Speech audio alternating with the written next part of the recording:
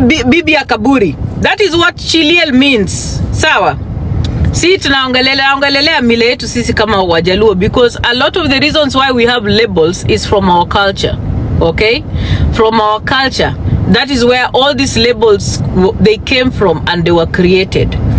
And personally as Diana, nimewambia sisi, mimi kama Diana, kuna vitu ambazo decide in my life that I'm not doing, and I have lived by them.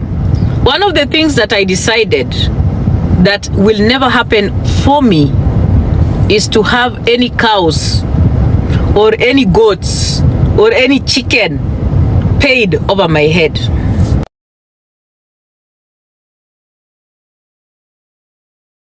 Hello guys, it's your girl Patience Status. Welcome and welcome back to my YouTube channel. If it's your first time here, make sure you hit the subscription box and put on the notification bell so that you don't find any time I post a new video. You know I'm the queen of wonder and gossip. So welcome to today's video. Don't forget to like and leave a comment in the comment section. Fine here in my forest and in my car pali ninaishi. Asanteni sana. Thank you for everybody who's here. So today I wanted to talk about some things, unaona, just a few things, kwa sababu sisi ni wanawake and kila siku tunaelimishana. And listen guys, I wanted to talk about myself a little, because I always tell you people, nobody is gonna tell my story. I tell my stories by myself, okay? I own my stories and I'm not going to allow anybody to tell my story. A story about me, my life, anything to do with me, I own it. And so I say it and I tell it. Anybody who tries to own that and do that, I will always, anytime, any day, check that, you know. I will always check that because it's important. Sawa. First of all, kwa wenye wajui na hawanijui, and I'm going to repeat it again because today I want to talk about widowhood, okay? Mimi, Diana, I was married for about 18 and a half years. I got married in 2000 and when? I think I got married in 2003. But before that, I tried marriage. I have been married at least 3 times in my life. I was married for 2 weeks in Uganda and I left. I got married to another gentleman for a month and I left. And then finally I married the person that, you know, I ended up staying with for 18 years. And I'm saying it here very clearly. I had a wonderful marriage and my husband adored me to death. Like he would sweep the floor that yani ange lamba the ground that I walked in. You can ask the people who know me. Even my relatives who are here on TikTok will tell you that that man adored me and adored the ground that I walked in. And he's a person that protected, loved, and defended me to his death. So the reason why I'm saying this is I wanted to talk to widows here today. First of all, I never identify as a widow. The only time I will call myself a widow is when nimesikia kuna pesa ingine mahali widows wanapatiwa, ama watu wana widows wanakuwa honored kwa kanisa mahali, and then I will say I'm a widow. I don't walk with the tag of a widow over my head because it is a tag that is been used by society to stereotype and to label women and to have women have some labels and tags on them. Because kwa hata sisi kwetu kimila yetu kwa Kijaluo, hakuna jina ambayo inatumika kwa Kijaluo kutaja wanaume ambao wamefiwa. Mwanaume mwenye bibi yake amekufa hana jina kwa Kijaluo. Kwa Wajaluo hatuna hiyo jina. Hebu mniambie mwanaume mwenye amefiwa anaitwaje kwa Kijaluo wenye ni Wajaluo kama kweli mnajua. Unajua? Sisi tunaitwa Chiliel kwa Wajaluo. Tunaitwa Chiliel. Kama bwana yako amekufa unaitwa Chiliel. Chiliel kwa Kijaluo hiyo inamaanisha yani bibi ya kaburi. Can you guys imagine that? Bibi ya kaburi. That is what Chiliel means. Sawa? Si tunaongelelea mila yetu sisi kama Wajaluo, because a lot of the reasons why we have labels is from our culture. okay? From our culture. That is where all these labels, they came from and they were created. And personally, as Diana, nimewambia, mimi kama Diana, kuna vitu ambazo decide in my life that I'm not doing, and I have lived by them. One of the things that I decided that will never happen for me is to have any cows or any goats or any chicken paid over my head. And let me tell you, never paid a cow over my head, because I said no to that nonsense. I don't subscribe to those cultural stereotypes. Nilikata. I believe marriage is between two people who love each other, and once that happens, it's enough. You don't need to go beyond that. Mara ngombe, mara kuku, mara negotiations, mara sijui nini. All of these things ndio maana tunaumia siku hizi. Kwa sababu saa yoyote shida imetendeka, clan nzima, the whole village is supposed to be discussing your problem. Because there were some elders that sat down and discussed how much you cost to be married to another man. That is why all the villagers get involved in your issues. Kama ujui kupika ugali, mama yako anapigiwa simu, mama yako anapigia aunti yako anapigia aunti yako mwingine, unakuwa point of discussion because you put yourself in that situation when you decided to put a tag on your head. So personally, there are no tags on my head, okay? So mimi sipendi kuitwa mjane at all, and I don't like being called a widow.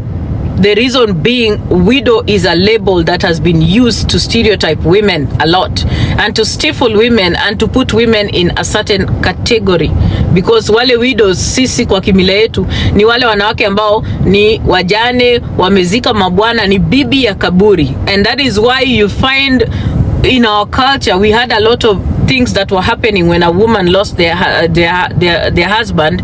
Zilikuwa vitu zingine ambazo zinatisha. Unajua, kulikuwa na watu walikuwa unalazimishwa, mara unakaa na maiti kwa nyumba mpaka asubuhi, mara sijui unafaa kulala na bwana ama ndugu ya baba zako za bwanako, unaona? So listen, the reason why I'm bringing this topic is because I wanted to educate a few people here. Ndio muelewe. Dear women, marriage is beautiful. Having a husband is beautiful. Having a person that loves you and you share their life with them is beautiful. I am.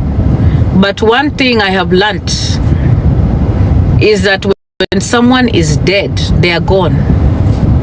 You can't bring them back. You cannot talk to them. There is nothing you can do about it. They are gone. And once a person is dead and gone, allow them to be dead and gone. So mimi nawaambia hapa very clearly and open so that anybody who cares to listen can listen. No association with the dead. The only associations I have now are with the men that I'm currently fucking. Sawa? Because they are alive. I can talk to them, naeza kukula fare yao, tunaeza tukadinyana. Lakini mtu mwenye amekufa, hakuna kitu naeza nikamfanyia. Hata nikienda pale kwa kaburi ati naenda kusimama, nasikia mnapiga ui. Mnapiga nduru, yani mnaomboleza bwana yangu hata kunishinda. Nyinyi ndio mnajua time yenye anafaa kuenda kuangaliwa, mtu mwenye anafaa kuenda kupeleka maua kwa kaburi yake. Listen guys, I do not give a fuck. He's dead. Umesikia? I loved a person when he was alive. Mimi sina haja na kupenda kaburi. Kaburi iwezi ikanilisha. Kaburi iwezi ikanipatia joto usiku nikilala. Hala, wanawake jamani. Kaburi itanilisha. Kaburi itanipea fare. Kaburi itanilipia rent. Kaburi italipa school fees. Ebu mniambie kaburi gani imewahi kulipa school fees? Come back and tell me. Nani amewahi enda kwa kaburi akachukua school fees? Nani amewahi enda kwa kaburi akapata bills, pesa ya stima, akalipa maji? Can you people tell me how many of you have gone to the graveyards and gotten that? What is the obsession with people going to graves? I am making it here very clear to you, and I'm telling you so that you can get it. I, Diana Rose, have no association, zero at all, with the dead. Umesikia? I can think about them, yes. I can cherish the memories that I had with them. Sasa Dorcas, hi Lioness, thank you. But the obsession ati sasa mtu anataka kufikiria eti akinitajia mtu mwenye amekufa ati it will make me feel some type of way. No. And by the way, I am saying this to encourage other women who could be so scared out there. Don't ever be scared at all of being abused ama kukua targeted ama kuitwa majina kwa sababu mume wako ama mpenzi wako amekufa na kaaga. Don't. Face it boldly. Wenye wanasikia majonzi na wanataka kuenda kuomboleza bwana yangu ama bwana za wanawake wengine, they can go to Bondo straight. That is where he's buried. Sawa? Enda mkamuombeleze, mkaweke maua huko, mpate kila kitu mnataka. Personally, I do not give a fuck. Umesikia? Na nataka mfanye kenye mnataka. Hata mkitaka muweke picha zake, mkitaka muweke mpaka picha za sanduku, nitawa-uploadia hapa muweke kila kitu. Mkitaka proper pictures, because man, I was married to a very good looking handsome man who was also very wealthy. So kama mnataka anything else that you may not find, ask me. I will gladly give it to you. Sawa? Hata obituary ni mimi Diana ndio nilitengeneza. Na kitu moja mimi mwenyewe Diana, I single-handedly buried, organized that whole funeral by myself. Umesikia? So I gave honor when he was alive and gave him a befitting burial, and that's it. Nothing extra out of it. Sawa? Personally, I am moving on with my life. I would love to continue associating and fucking other men because I am alive. Okay? I'm not dead. When I'm dead, maybe I can have associations with the dead. But as long as I'm alive, I don't give a fuck about the dead. Sawa? So, muji enjoy and have fun with your shit that you're doing on this platform. Mimi, honestly, I don't give an effing fuck. Not yesterday, today, and tomorrow. Sawa? So, hata mfanye nini, I don't care. Mimi natafuta more and more boyfriends. Sawa? And I'm going to encourage nimewambia hapa, mimi mtu hawezi akanidhalilisha na mtu mwenye amekufa. Come on. Hala? Mimi, and I will tell you this far I have come. Umesikia? Thus far I have come, and I am raising brilliant children. Sawa? Brilliant children who are gonna be very, very successful. Umesikia? One of my daughters is doing psychology. My other daughter, as I've told you, is going to be a doctor, actually majoring in neuroscience, and she was one of the most brilliant, top of her class. Umesikia? Umechukua akili ya mama yake. Umesikia? So you guys, sa ile mnapiga hapa mnabweka na mnasema sijui nyonyo. Mimi I have done and I got my shit together when it means and where it is important. Sawa sawa. So nyinyi pigeni kelele na mubweke na nimesema all the women that have lost their husbands here, don't sit back and mourn for a man that is dead. Honor his memory na utoe kuma nje, my friend. Don't sit down and wait. Find ways of supporting your children. Umesikia? This idea ya kusema ati unataka kukaa mahali ati I'm a widow, my husband died, I don't know what to do. My friend, get the hell up. Get up. Get up and get out. Umesikia? Ulie, uzike na ukumbuke watoto. You have children. You need to get out. Don't sit down in that sorrow at your wallowing and thinking about how you're going to make it in life. My friend, you need to get yourself out. That is what you need to do. You don't sit in a corner and think about how much you are a widow. That is not gonna pay anything for you. It's not. Let me tell you, the world does not care. They don't care about you. That tag for widow only suits the world when they are trying to stigmatize you. They are trying to label you and make you actually feel like you're not worthy. That is why it's being used on women a lot. A lot of men that have lost their wives wanakujanga kwa matanga kuzika wanawake na girlfriends. Girlfriend ako hapo anazika bibi yake. Girlfriend amemshika mkono. Na wewe uko hapa ati bado unalilia mwanaume 5-10 years later ati you are mourning. You are crying for a man that will never come back. He's gone. So don't care about the labels. Unasikia? That is what you need to do. You just think about it, remember it as a memory, and that is it. The dead are dead, they're gone. You'll never find them. You are alive. Focus on you being alive. And that is what is important. Sawa? So let nobody try to stifle you. Let nobody try to label you. Let nobody try to make you feel worthless or useless just because you have lost a loved one. No, you're not. You have to embrace the fact that you are alive and face the future for the sake of your children, especially when you wako na watoto. Sawa? Raising children out here alone and being a single parent is no joke. It's not a joke. And especially raising teenagers.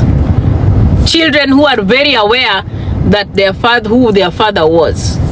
Alafu sasa kizungumkuti pia inakuja saa ile wewe pia unataka kuanza kudate.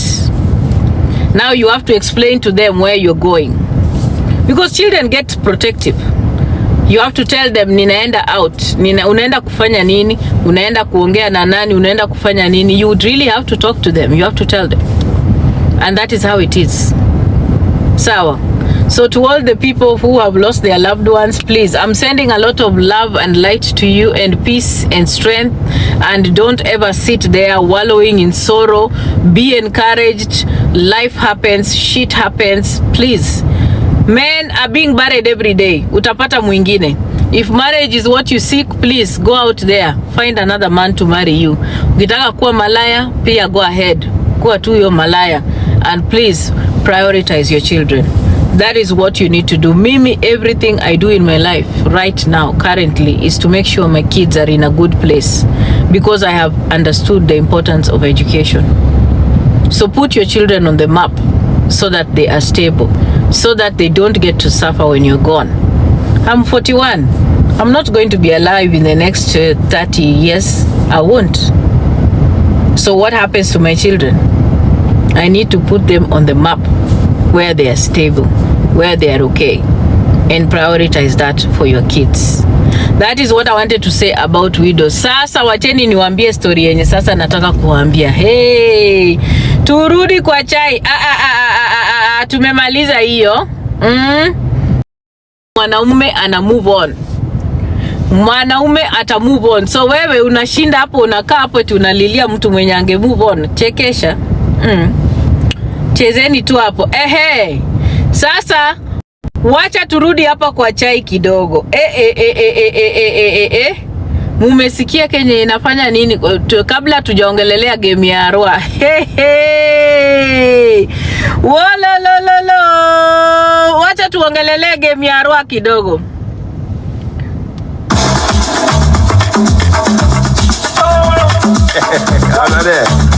If you know, Taburu. French. Na sijui nini mbaya. Nimejaribu kumita hapa hivi akamna, hata sijui nini mbaya. Baada ananiambia ningoje 5 minutes. Inakaa time difference ndio iko na shida. Ebu mtapuru hapo hivyo ningoje huyu opponent. Ebu chi amesemaje Dula amesemaje? Amesema na kam. Huyu opponent kwanza tukimaliza hii game tutamchamba. Huyu opponent si mtu mwenye. Lakini comment section, kwani hamjai kuniona? Ati mnaandika nini nyinyi watu? Hai. Kwani si mimi weka mpaka picha yangu? Kwani watu wako surprise kuniona nimekuja kwa kamera? Ni nini mbaya na wase lakini? Huyo opponent hebu tumwangalieni vizuri. Inaka anataka tungoje hiyo time yenye anataka. Hiyo time ni 11. Hebu ngoja kwanza niangalie. We ati ngoja kwanza. Hebu mnipandishie hapa Roch kidogo. Roch ako wapi? Mniti hapo hivyo Roch.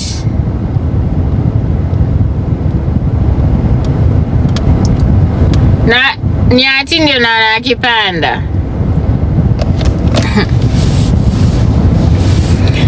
Roa. Just relax. It's gonna be okay. This game is gonna be okay. Just relax. And atinya ugenya anaboro bade dongo. I'm telling you, this game is gonna be fine. Just relax. Ananya boro nyambado bade dongo. And first and foremost, just relax. You don't need to be worried about anything on this platform. Just relax. It's gonna be okay. Hey, wacheni tuongelele game ya Arua sasa. Let me tell you the reality hapa ndo msikie. Mnasikia? Listen guys. There are so many lessons that are we need to learn from Arua's game. Umesikia? Na ndo maana niliwaambia that is a game I was waiting for.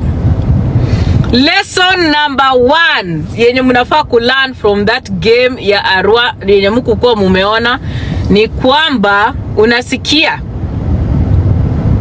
Okay? On this platform, if you want to thrive,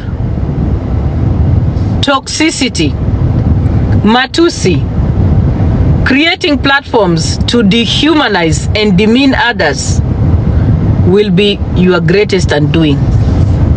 Arua would have gotten way more than what he got if Arua did not cross lines, kutusiana na watu, kudhalilisha watu, kutaja watu majina, kuteam up with toxic women. Unajua, he created a platform that was so powerful, but he made so many women gain a lot of coins. Nyinyi watu turudi nyuma tuangalie vile Arua alikuanga mboka. Ile time platform yake ilikuwa inaleta mpaka kina Ati wanapanda pale, kina Nyako wanapanda, kina Idingori wanapanda na coins zilikuwa zinamwagika.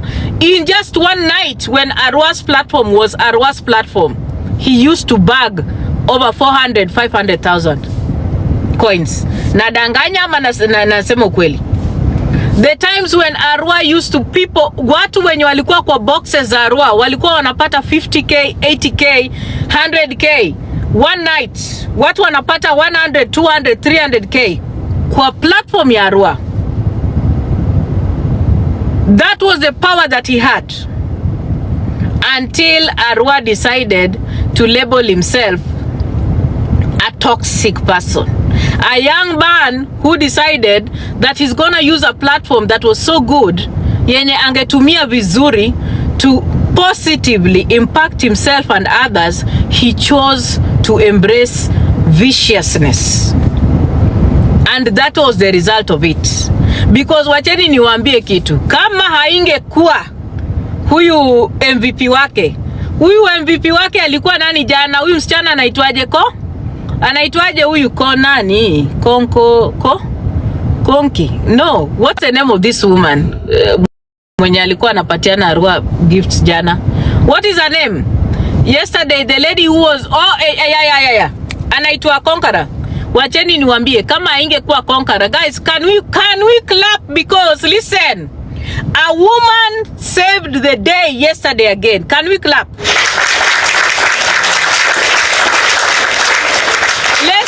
Lesson number 2, women will always save the day. Women will always save the day. Okay, so we are gonna clap for Conqueror because Conqueror alifunikia Arua aibu. Conqueror alifunikia Arua aibu because Conqueror ndio mwanamke ambaye alijitolea aka make sure she was the MVP and she lived to it and she gifted and protected. Umesikia?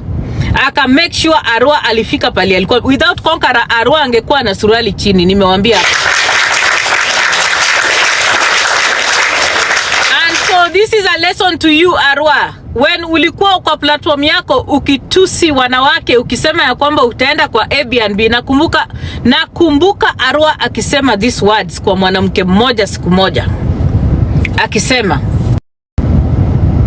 mimi usinilete, by the way, usikuje kwa platform yangu na ujinga. Mimi naweza kuja huko kwa Airbnb hapo Kenya, na nikifika hapo hivyo Kenya nitakuingiza kwa Airbnb na nikukate na mapanga na nikate mpaka hiyo kinembe yako. That was Arua. I remember his words.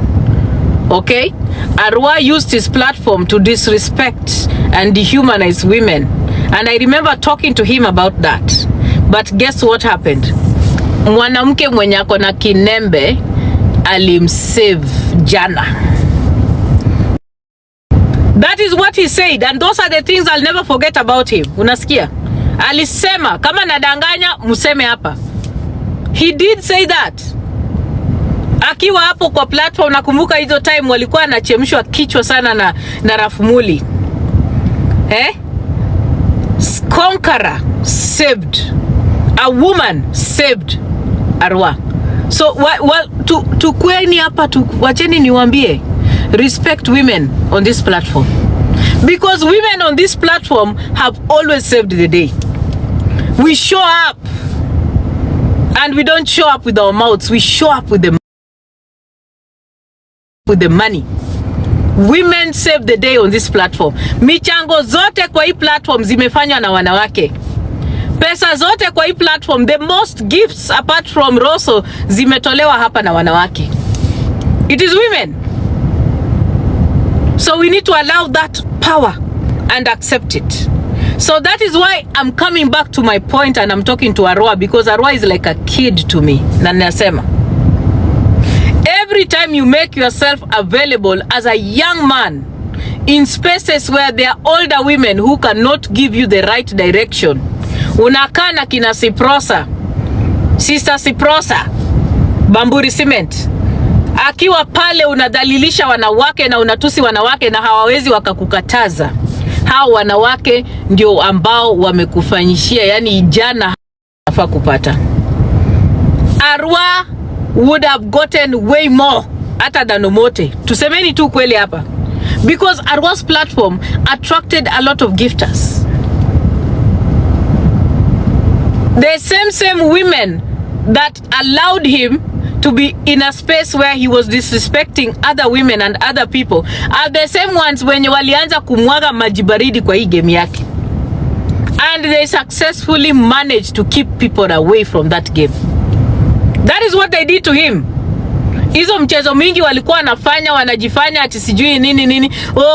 Ati anakuja anaongea vibaya juu ya Arua, anakuja kusema ati, by the way, let me just tell you something.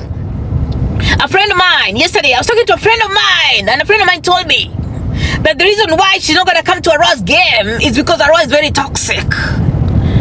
Then the same mouth comes back to say that, by the way guys, mtaenda tu mwende mkasupport tu Arua, msikose kusupport Arua. How can you on the same breath talk about Arua's toxicity and then come back again to backtrack na useme eti unataka nini akuwe supported? Wacheni niwaambie kitu walikuwa nafanya kina ati walikuwa wanajifanya eti hawataki. Thank you Magda. Eti walikuwa wanajifanya eti wanakuja huku support, but behind the scenes the strategy they tried and did not work for them was they tried to come here kudhalilisha Arua ili watu waone Arua huruma kwa sababu ya hiyo negativity yenye walikuwa nayo kwa Arua. Wacha niwaambie, that is what they were doing. Behind the scenes wali agree eti wakikuwa kwa platform wamdhalilishe, ndio the masses on TikTok wamuone huruma siku ya game, wakuje wakafanya nini? Wamgift. Chekesha. Watu wameshaerevuka my friend. TikTok watu wameerevuka. Na Siprosa akajibeba na nini? Siprosa akatembea na universe moja. Alitoa nini Siprosa? Seruda. Rude Remwenich mawuok. Ako wapi? Alitoa nini Siprosa? Na nani priorities? Priorities alikuja na nini? I got priorities. Ala? Siprosa alitoa Interstellar peke yake. Interstellar ni pesa ngapi you guys?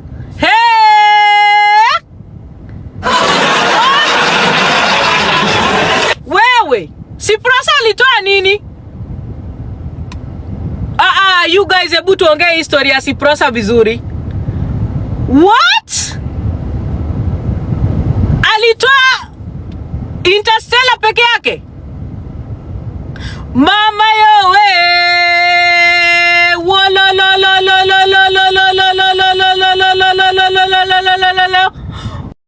What? One Interstellar, one like this.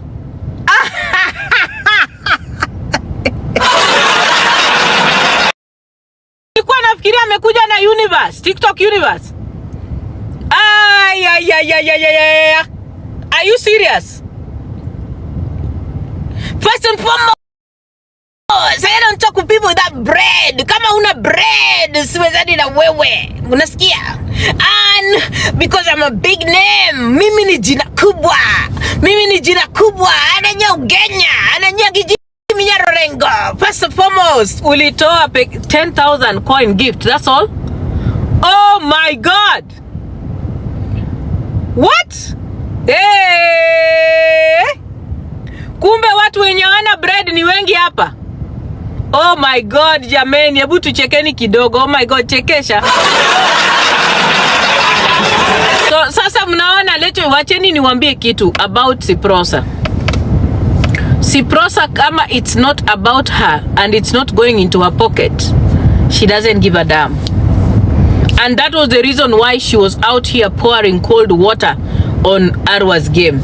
She really did not want Arwa to benefit, and she managed to do it. That is why Arwa ended up with less than 700,000 coins. And she's very happy. Siprosa amefurahi sana because hiyo ndo ilikuwa intention yake mara ya kwanza. Yani mnashinda na mtu coins zenye huyu mwanamke alipata kwa Arwa. All her time akikaa kwa platform ya Arwa, the amount that she got. Wacheni niwaambie, watu wanalipa credit cards hapa. Niliwaambia credit cards, sasa tunalipa credit cards. Ile mioto watu walikuanga nayo hapa iliisha. Credit card inalipwa sasa hapa US, my friend. People are na tena turudi because we are taking a tally. Na Rocha alitoa nini? Hebu mniambie Rocha alitoa nini? Rocha alitoa nini? Rocha alitoa 3 lions. Oh, at least she tried. Hebu analijaribu 2 3 lions. Oh, she tried. Hapo alijaribu, alijikokota sana. Alijaribu na niko sure ati alikuwa anamwambia mbona unatoa mingi hivyo hapo kwa nyuma ya nini ya WhatsApp. Niko sure alikuwa anamwambia ungetoa tu moja. Hiyo ingine uniwekee. Ungoje nikikuja live niletee. Si lazima umpatie hizo zote mingi. Na wacheni niwaulize Chicha. Na Chicha je? Chicha alitoa nini?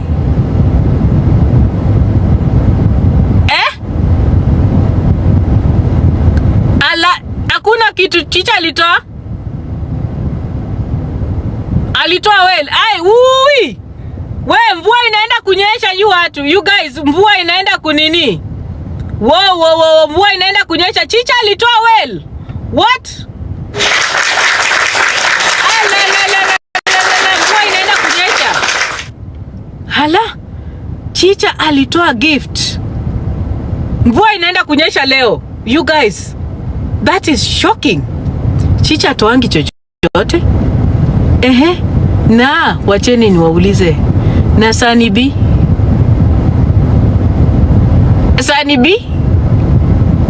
Sani B alitoa nini?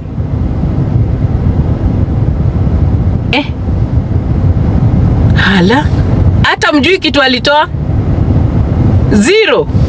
Chekesha.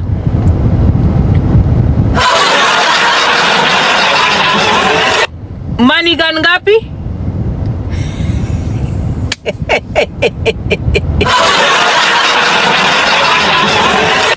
Manigan moja.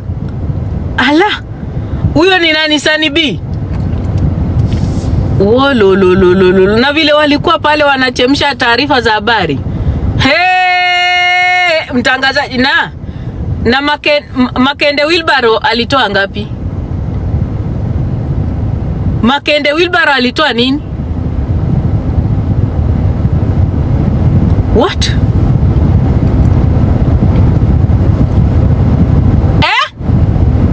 Akukuja?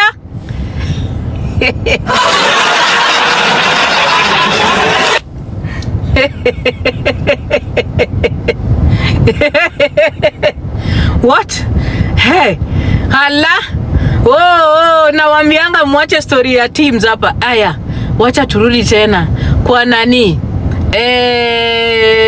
Ayeko alitoa nini?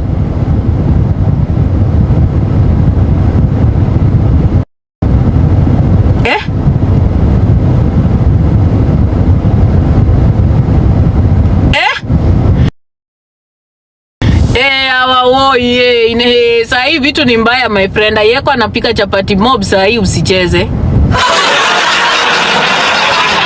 Haezi kuwa. Right now people are paying back the loans and credit cards. Si mchezo. Wacha niwaambie.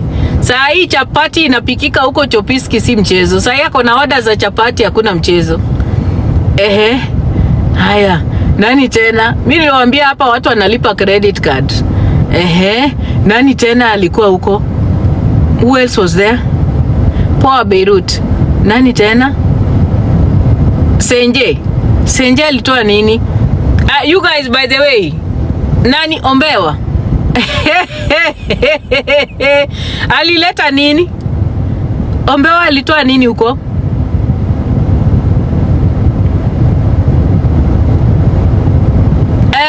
Lioness V ni sawa. Lioness V najua anakuanga nani. Ombewa alitoa maombi peke yake. Flowers. Flowers gani? Ile flower boom ile kubwa ya 1800 ama gani? Hii flower moja hii ya hii flower moja hii ya roses.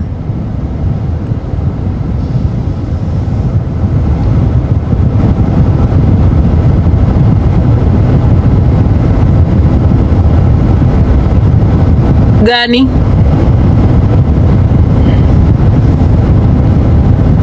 Gani alitoa gani? Gari ya yellow. Wow. Alitoa flowers na nyuki, si alijaribu. Na train pia. Aya, good, alijaribu. So overall that game was below par. Arwa should have gotten way more than what he received because of his history on TikTok. But kitu iliumiza Arwa ni wale wanawake na toxicity yenye amekuwa nayo. Toxicity ya Arwa ndio imemuuma na imemuumiza. Hiyo ndio imefanya Arwa did not get more than 1 million coins. Arwa angepata at least, kama mbaya Arwa angepata 3 million coins jameni. I think it is just sad. The toxicity ndio ilimfanyia disservice, but he got that toxicity by associating with the toxic women wa TikTok.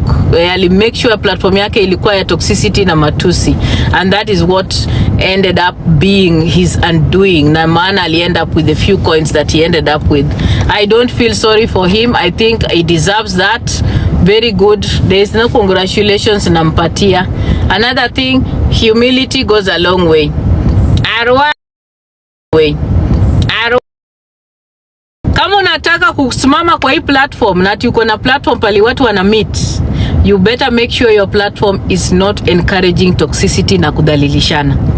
Anytime you do that, your platform colors kwisha, gone. Haya, mumesikia story yenye inafanyika kwa Facebook?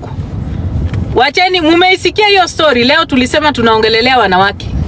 Did you guys hear what is happening on Facebook?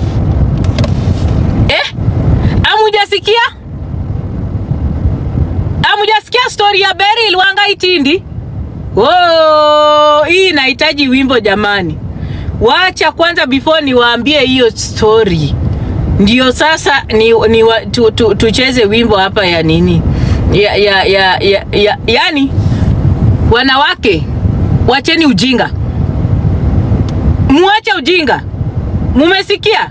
Kuna story ya Dan na Beryl Wangaitindi. Wacha niwaambie kwanza Tapuru ndio tufanye hii kitu.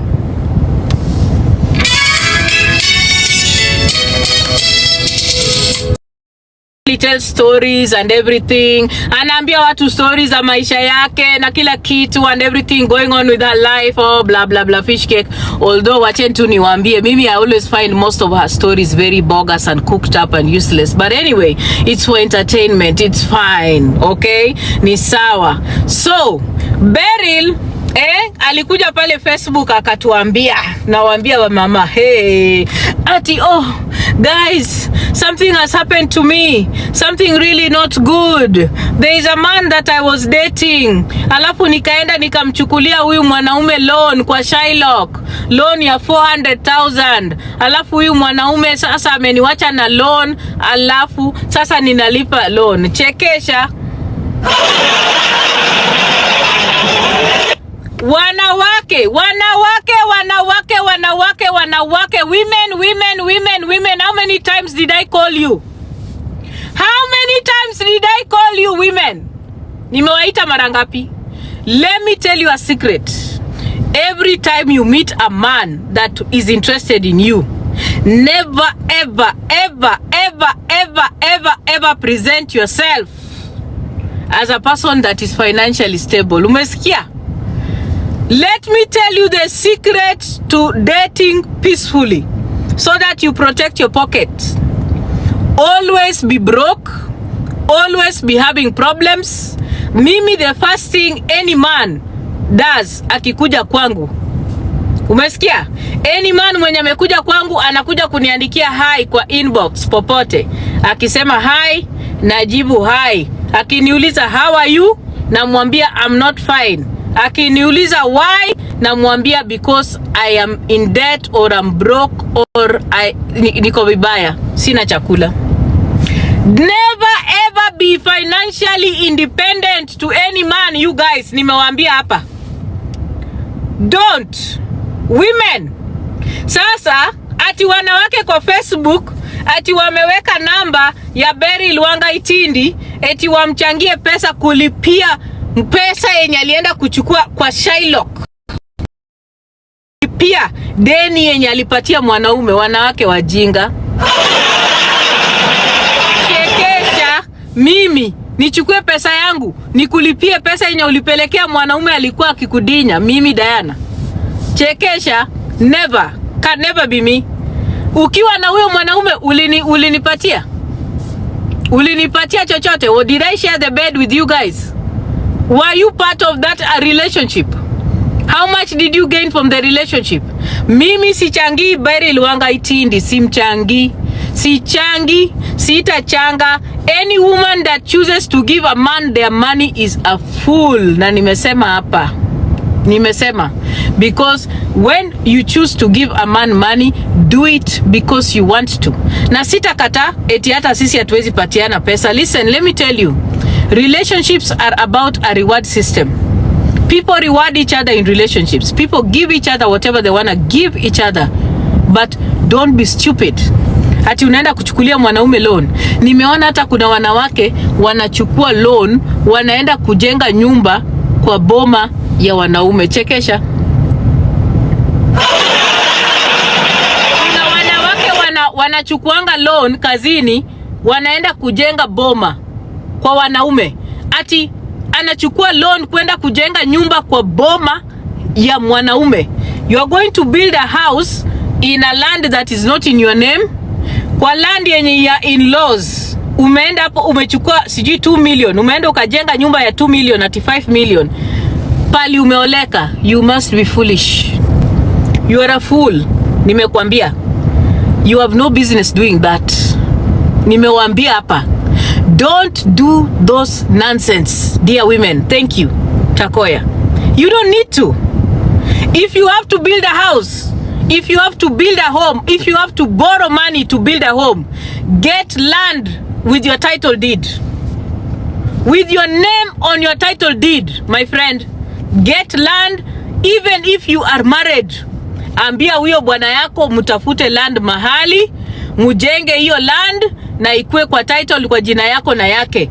Never ever take your money eti unaenda kujenga nyumba bunga la usijui mansionette kwa boma ya wanaume. Never. Yes, Dennis, I am poison, but I am good poison. I am teaching women what they need to do because we have seen what happens to women when they invest in men. Don't invest in men, my dear. Never. Invest in yourselves and your brains. Any money that you have, keep it for your children. Don't ever take a loan ati unaenda kujenga kwa boma ya wanaume. Don't. It is useless, it is foolish, it is not rewarding, and ni wewe ndio utaumia. Nimewambia hapa clearly, so you get it. Sababu kuna wengi wenu wanapatiana, hata hapa kwa TikTok nimeona ati kuna mwanamke alichukua pesa, alipatia sijui huyo kolo, huyo mwanaume ako na misuli anakaa kama Johnny Bravo. That is foolishness. But it's okay if you can recover your money. Weka kolo ndani mara 100. Peleka mtu ndani. Akae huko ndani. Huyo Johnny Bravo, Luo Johnny Bravo. Weka ndani akurudishie pesa zako. There's no problem. There are men that have mastered the art of trying to claim that they love you, but the art is just for them to get money from your account. Period. Hakuna kitu ingine. Pesa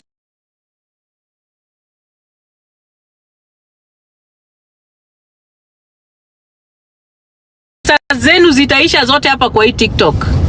Yes. Wanawake wenye wako kwa hii platform na wanatumia vijana wadogo pesa, fungueni macho, nimewaambia. These small boys here that are like grasshoppers kwa TikTok. They don't care about anything that you do for them. Hawajali. Hata ukiwaonyesha love, they don't know because they have never really had or felt, they've never been loved before. Hawaelewi what it is to be rewarded. They don't understand reward system in relationships, so don't give them money. Utu tudogo tu benten, tukikuja kwa inbox yako wanakuambia eti wanakupenda. Wewe kitu utafanya na yeye, unamtuma, anaenda anachukua shati ya mtumba huko Sunbeam na unalipia huyo mtu. Lipa pay bill direct huko. That is the reward you can give them. Pengine akitaka kukula kitu, unaweza ukaoda kitu KFC na ulipe peke yako huko, akikwambia anasikia njaa. Na kazi yake tena unaweza kumfanyishia, unaweza ukamtuma aende aka supervise ng'ombe zako huko nyumbani ama mbuzi, ama aende akaangalie nyumba yako pale imefika. That is the thing you need to do. Don't ever take your money ati unawapatia tutakataka tu TikTok. Vijana vidogo ati unawapatia pesa yako ati unawaambia ati watu unafikiria they love you. They don't love you. They don't care about you, my friend. Those are monsters. Tiny little monsters and parasites that will feed on you, finish you, leave you to bones and embarrass you in the process. Don't. Hata kwenda unanyonga. Wacheni kunyonga na wanaume kwa TikTok, nilishawaambia. Don't. Usinyonge na utu tujana tudogo hapa ama Johnny Bravos. Sasa ule mtu kama Kolo mwenye niliwaambia anafanana na Johnny Bravo Mjaluo. Aluo Johnny Bravo. Luo version of Johnny Bravo. So unamwona kila saa amekuja amefurisha misuli kwa live yake. Because he knows that is what will make women get attracted to him. Ati yako na muscles. So hiyo muscles anafikiria watu wakiona, watu wanaiona ni kama hiyo ndio hiyo nguvu yake kwa kitanda. Atakuwa na kukanyaga kila siku kwa kitanda hivyo. My friend, my dear women, na niliwaambia kitu moja you need to learn. Kama huwezi pata mwanaume wa kukudinya, learn how to masturbate. Jifunzeni kushika kumazenu kivyenu. You will be very free from this nonsense. Sasa huyu hivi kama angejua kujinyonga peke yake kujishika kuma, angekuwa anatafutana na Kolo. Nini unatafutia Johnny Bravo? Ona vile sasa anakudhalilisha na amechukua mpaka pesa zako. What is that? Jifunzeni kujishika kuma. Once you know how to do that, you will have self gratification, my friend, and you will also save your money. Nimewaambia hapa, the idea of investing in these small little twats on TikTok and on Facebook, it is useless. Don't. And I'm talking from experience. Nawaambia hapa, Mtu asiwahi kuwadanganya eti hata sisi hatujawahi pitia ujinga kama hizo. There are times when you do foolish things because you don't know and you learn from experience. Mimi Diana, any man mwenye ananitongoza, the first day ninamuomba pesa. I am not lying to you. I take money from men. Unasikia? Not vice versa. And I am always broke. I am always needing my bills to be paid. I am always in debt. And I am always being evicted. And I am always running behind on my credit cards. I always need saving. Every time, I'm always in need of being saved. That is the only thing I do. Umesikia? So ukikaa hapa kwa platform ati wewe unasema tunajipresent kama as a woman that is so affluent and is doing so well and is having money, my friend, utanyonywa na kina Pita Kioi na kina Kolo. You will be killed. Watakula kila kitu yako. And in the process they will also disrespect you. Don't stop giving these little twats your money. Umesikia? These grasshoppers that jump one place or another, don't give them your money. Nimwambia. And another thing, be careful because magonjwa pia ziko mingi. These twats are not just sleeping with you. Wanalala na wanawake wengi hapa kwa TikTok. You need to understand it. Ukichukua time yako ati unaenda Kenya, unaenda kukaa na hao, remember they are sleeping with so many other women also here. Nimwambia. Because they don't care. Anytime women are coming from the diaspora, they are targeting women in the diaspora. Because a lot of women in the diaspora present themselves as women that actually are very needy of sexual gratification, which is something that you cannot need from a man, honestly. You don't. So ako pale Kilimani analala na Aluoch, anarudi tena analala na Nyango, analudi analala na Uma, and is taking money from these people. And let me tell you, these people are idle. They have no other thing to do. These little twats, these little bitos, they actually have that as their careers. Nimewambia. That is their career. Their career is to have erections. Kama ujui. That is what they do. And that is why they are here on this platform. Umesikia? So they do not get tired. They purposefully eat big ugalis to fuck women. I've told you. Hiyo ndo kazi yao. Kaa chini na yeye uone vile anakanyaga hiyo ugali ujue. Hiyo ndo kazi anafanya. Mtu ni mdogo uone hiyo misuli yenye kolako nayo. Hizo misuli amezifurisha, unafikiria ni misuli zinakuja bure? Misuli ni chakula. My friend. Mtu anakula ugali yenye unashangaa. Kubwa kubwa. Because anajua kazi yake iko wapi? Kwa kitanda. That is all. That is why anaweza akalala na wanawake watatu kwa siku and hata sikia chochote. Unasikia? Yes. Na ananyonga na watano kwa kamera kila saa. Ako hapo tu kila saa. Dakube. That is what they do. That is their job. So don't think that they have anything to lose. Wewe unaenda pale, you are presenting yourself as a woman that is in love. Ati unampenda, ati mara, oh you are nice, you are there, oh baby, what do you need? It's okay, things are gonna be okay, my friend. That man does not care about you. That is why ukitoka kwa kitanda na yeye, unaelekea hospitali ama unaenda pale kwa chemist. You must get Candid B kwa chemist. Lazima uende utafute zile Summer's Eve, treat nayo na boric acid uingize ndani ya kuma yako, you treat yourself. That's why every time you have sex with those little brats, you must always get to treat your vagina from infections every time, because that's all they do. Mtu anakukanyaga kwa kitanda ni kama anataka kukuua. Anataka mguu yako ifike kwa dirisha, mara uiname ulale kifudifudi na kupumupumu, vitu zingine zenye hata hazieleweki. People have ana respect even for you. Ati mara helicopter, mara twister, mara likobe style, mara under the table, mara over the table, kitchen, corner. No! Guys, dear women on TikTok and on social media, you need to respect yourselves. You need to know a person that is worth your time, jamani. You cannot do those things. Unajua, ati mtu anakuuzia style. Style ni nini? Na pesa yako inaisha kwa account. My friend, I've told you. ati mwingine nilimsikia akisema ati ile kitu inaitwaje?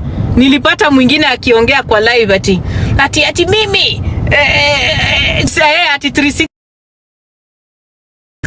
Nani ako na hiyo time? Surely I'm 41 years old. What time do I have to do helicopter with you? Saa ngapi nafanya helicopter na wewe? Ya nini? For what? Ni saa ngapi nitafanya hiyo ujinga? My friend. Na niliwaambia, ukienda kulala na hao wanaume wa TikTok, ingia kwa room na room ikuwe ni wewe ume inspect room every corner. Check every corner so that no cameras in that room. Na tena mtu wasiwahi kukudinya na taa ikiwa wazi jamani. Zimeni taa zote na uingie chini ya blanketi mjifunike gubi. Nimewaambia, usiwahi dinywa na mtu hapa kwa TikTok kama taa iko on. Zimeni taa zote, be in darkness my friend. These people are crazy. They are recording women. Ingia chini ya mablanketi. Kama inawezekana bebanga blanketi yako ndio asikuja kusema eti hakukuwa na blanketi kwa hiyo room. Carry your blanket my friend.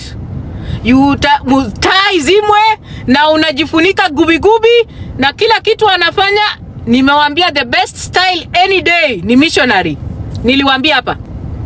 You must learn how to normalize missionary. With missionary, uso yake itakuwa kwa uso yako, mikono itakuwa kwako. There is nothing he can do. Hawezi kukurecord, my friend.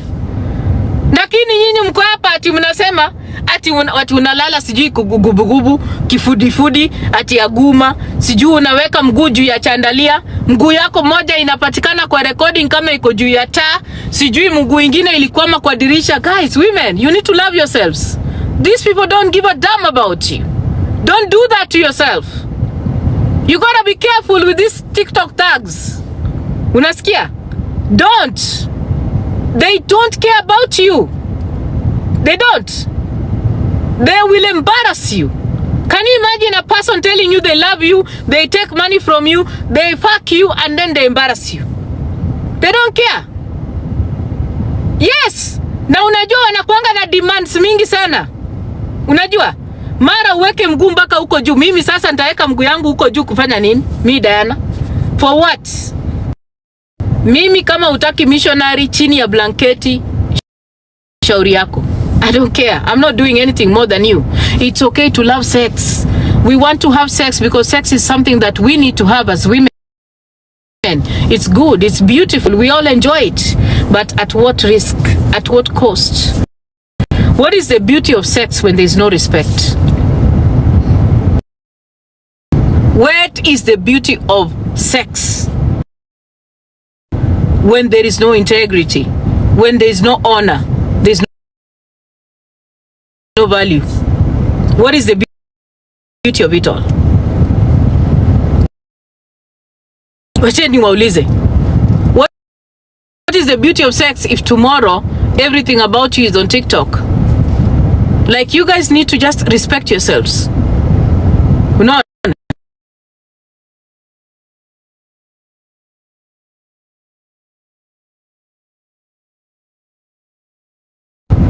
Why? My God. God forbid any day any man when you engage sexually atakuja kwa TikTok kuniongelelea. Never. It can never happen. Because first of all, I value myself. And I value my vagina so much that I take it to places where it is respected. You need to respect yourself and value that which defines your womanhood. Your vagina defines your womanhood and everything that is in you. Once you give it honor and respect, you will make it available in places where it is respected. The day you have honor and respect for your body, you will make sure you make it available only in places where it is respected. You will never find your vagina on the internet if you respect it. You will never find your vagina in people's phones if you respect it. It has everything to do with your value as a person and what you think about yourself. Ndio maana nawaambia kama imekuwa ngumu, tafadhali lala kwa kitanda yako chini, weka pilo nyuma ya mgongo yako. Unasikia? Ingiza mkono yako kwa kuma yako, jiguze polepole. You will have better orgasms than ever before. Thank you, Fenio. Thank you, Fenio. Thank you, Fenio. just don't pay attention to it. But when you gratify yourself sexually as a woman, you get so much pleasure.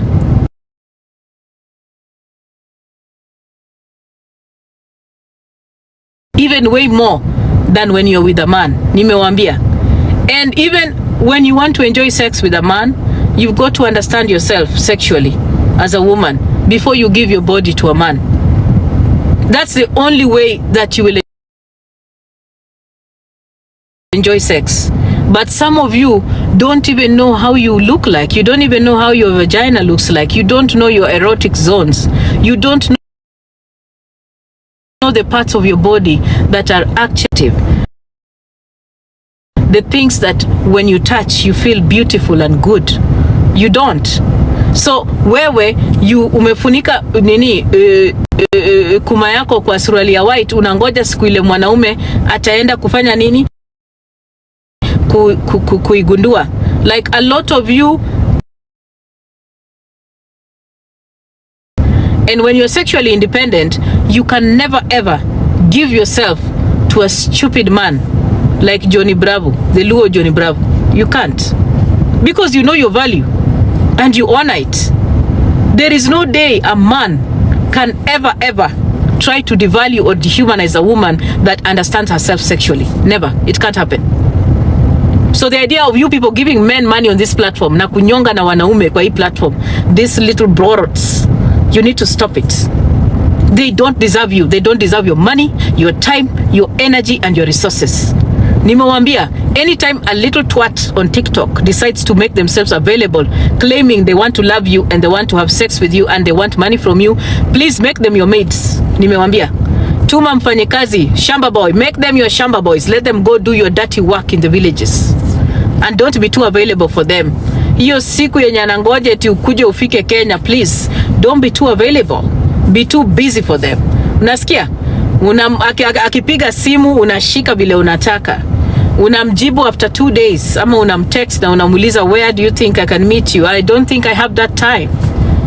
Don't make yourself available for people who have no respect for you. When somebody has no respect for you, don't have respect for them. When somebody wants to treat you like you are useless, make them you make them more useless. That is what you need to do. Don't. Nasikia. And honor yourself. Honor your body. Know your value. Know where you take what is valuable to you. Yawa. Ati mimi nitume pesa 270,000 kwa mwanaume Kenya. For what? For what purpose? Ananifanyia nini? What is that person doing to me? Nini ananifanyia? Apart from depleting my account. And people work hard out here. Mtu amefanya kazi hata hizi akalala. Haezi endesha tagari vizuri akirudi nyumbani. Alafu anatumia Johnny Bravo. Johnny Bravo analala na wanawake 10 kwa estate hapo Kayole. Alafu anakuja kukufanyia recording kwa TikTok. Ako na misuli. Anakuonesha misuli zake kwa TikTok. And then you are attracted to that. Please, don't be silly women. Niliwaambia mimi personally, right now I'm 41 years old. Any man that I'm dating is taking care of everything about me, because I have to be okay for me to love you. I cannot give love when I'm broke. I can't give love when I have bills to pay. I cannot have sex with you when my credit cards are pending. I can't do that. My body, my mind has to be in tune for me to be able to be made love to. So you gotta take care of my bills, take care of my issues. Make sure that I'm comfortable before I do anything with you. That's how it works. But if you don't prioritize comfort, you don't prioritize your well-being, my friend, you are cooked. Women need to be okay with the reward system in relationships. A lot of you claim that it's about gold digging. No, it's not gold digging, it's independence. Nimewambia. And the idea of actually loving and being attracted to broke men, it's a trauma response. Nimewambia hapa. Women that love broke men are having trauma issues. When you love broke men, men that cannot support you financially, you are actually projecting your traumas. Because you were raised in a setting where you are taught that women are supposed to be quiet, not supposed to be asking men for anything, not supposed to be getting things from men, because that symbolizes prostitution, that symbolizes gold digging, and that is the stereotype that you have grown up with. And so you shrink yourself and put yourself in a place where you think receiving things from men is actually criminal and makes you look cheap and bad, while it's the direct opposite. When you don't receive anything from men, when you don't have a reward system in relationships, it means that you do not value yourself. You need to be receiving from men, because a lot of men today, because of patriarchy, they are in places where they are financially affluent and are supposed to be in more power than women. That is how capitalism works. That is what you need to be doing. So prioritize asking these men for money. It's okay. Ask for money, talk about your issues, talk about the protection, the provision, the reward that is going to come into that relationship. What is it that you're going to gain? Because if it is sex, you can have it by yourself. You can finger yourself and have an orgasm. That is it. So this idea of men thinking that they're doing you favors by you being in their space, and that you need to be kind of submitting and cajoling and asking, begging, please get it off your head. I've told you, women that are attracted to broke men are doing it from trauma. Because we have been taught that women are supposed to be kukaa kwa kona, kupika ugali, unasikia, na kuoshea na kufulia wanaume manguo, kutayarisha nyumba ikuwe safi. We were never taught anything about gaining financially from relationships. The reward system was never taught to us. And this is what people who have been exposed and educated like us are teaching you, that relationships work best when there is a reward system. When you prioritize your needs, when you prioritize your provisions, it is security for your relationship. It secures sustainability in a relationship. There is no day loving a broke man can be beautiful. There is no love that exists between poor people. Doesn't. What exists among poor people is consolation. It's not love. They are just consoling themselves. Ati, oh, Mungu atatuonekania, oh, vitu zitakuwa sawa. Hakuna. Nothing will ever be sawa, my friend. Mtakuwa mnalala, mnazaa watoto, and then the kids will continue giving birth like that. Oh, hey baby, you fine? You ready? You ready? Okay, fine. Guys, bye-bye. Nawapenda. Tutaongea next time. So thank you so much guys for viewing this video. Thank you for watching to the end. Make sure you like, share, comment, subscribe, and put on the notification bell so that you're notified anytime I post a new video. Thank you so much, and I'm going to see you on my next video. Goodbye.